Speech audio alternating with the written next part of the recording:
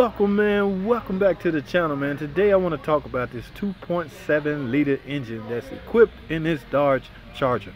Okay, and what I want to talk about is this is the bleeder valve. Well, it was the bleeder valve. As you can see, the top has blown off of it. Okay, ladies and gentlemen, this top do not blow off on its own. There has to be extremely high pressure inside the cooling system, probably coming from the exhaust, probably through the head gaskets or through the cylinder heads itself. Okay, now I wanted to do a blow-by test, but I'm unable to even run the car because pressure build up so fast.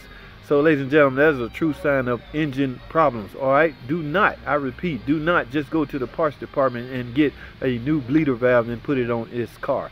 Okay, that would not fix your problem. You need to concentrate on what caused the excessive high pressure in the first place. Okay, that's all I wanted to talk about, man, real quick. This 2.7 liter engine, these bleeder valves do not blow on their own. If it was leaking, it would be leaking around the edges of the housing. Okay, so that's what I want to give y'all this warning. All right, thanks for watching, comment and subscribe, and I will see y'all on the next video.